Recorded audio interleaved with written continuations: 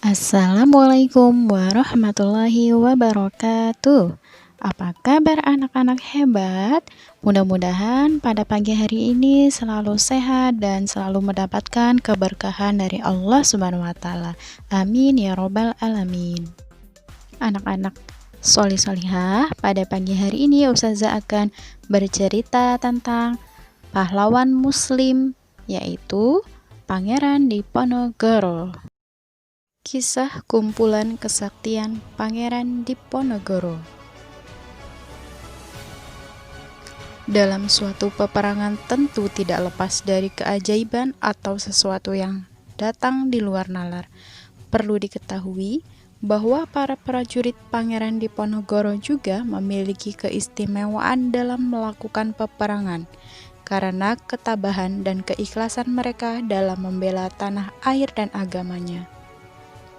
Di dalam Babad Diponegoro disebutkan bahwa pada waktu Pangeran Diponegoro sedang berada di dalam lingkungan Keraton Yogyakarta, tepatnya di dalam benteng keraton, tiba-tiba tentara Belanda menggempur Pangeran Diponegoro dengan tembakan-tembakan senjata, hingga keraton diliputi asap. Perlu diketahui, pada saat itu setiap senjata dinyalakan pasti mengeluarkan asap. Saat pertempuran hebat, Pangeran Diponegoro dihujani oleh tembakan-tembakan senjata di lorong keraton, sehingga suasana semakin gelap dan mencekam. Akan tetapi, tembakan-tembakan senjata yang mengarah ke tubuh Pangeran Diponegoro ibarat seperti ditawuri pasir. Peperangan Diponegoro mengatakan ini adalah kehendak Allah. Beliau tidak mengatakan ini adalah kesaktian ataupun kekebalan. Pangeran Diponegoro juga bercerita, saat beliau sedang naik kuda, tiba-tiba beliau terkena granat kecil di dalamnya. Tetapi granat kecil itu mental ke arah penuntun kuda dan justru penuntun kudalah yang terluka. Diceritakan oleh Residen Manado saat Pangeran Diponegoro menjalani pengasingan di daerah Manado. Pada waktu itu, Residen Manado menceritakan cuaca begitu panas sehingga saat ia duduk bersama Pangeran Diponegoro, Pangeran Diponegoro membuka bajunya dan ia melihat tidak ada luka sedikit pun di tubuh Pangeran Diponegoro.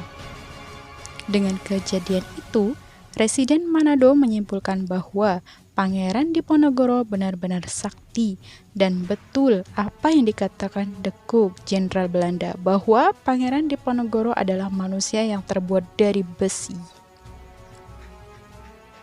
Pangeran Diponegoro juga menceritakan saat beliau berada di wilayah Klaten, Pangeran Diponegoro mengalami luka tembak dan ini yang membuat Pangeran Diponegoro terpukul dan malu pada dirinya sendiri. Pangeran Diponegoro menceritakan, saat di dalam sebuah pertempuran, beliau berada dalam suasana yang sangat sulit, bahkan kudanya pun sulit dikendalikan. Saat Pangeran Diponegoro bersama Sentot Prawirodirjo dalam sebuah pertempuran,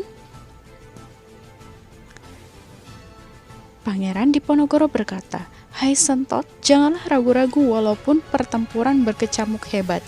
Saat berkata seperti itu, tiba-tiba sebuah peluru menghujam pada Pangeran Diponegoro, hingga beliau agak terjengkang dan peluru tersebut pecah berkeping-keping hingga darah mengucur dari dadanya. Pada saat Pangeran Diponegoro melihat baju perangnya berlumuran darah, tiba-tiba beliau teringat istrinya. Apa yang akan terjadi nantinya jika beliau gugur di medan perang ini? Pangeran Diponegoro akan sangat malu jika beliau kalah dalam perang. Beliau pun bertunduk lalu terus berjalan. Kemudian diingatkan oleh penuntun kuda bahwa baju perangnya sudah berlumuran darah. Selanjutnya, kuda kesayangan Pangeran Diponegoro seolah-olah mengetahui perasaan malu tuannya itu sehingga ia berlari kencang, membawa tuannya dengan tidak melalui jalan seperti biasanya, tetapi menerobos melalui kebun-kebun dan hutan-hutan menuju suatu tempat. Dalam Babad Diponegoro, Pangeran Diponegoro tidak pernah mengatakan bahwa beliau sakti ataupun kebal. Akan tetapi beliau selalu mengatakan bahwa itu semua adalah kehendak Allah.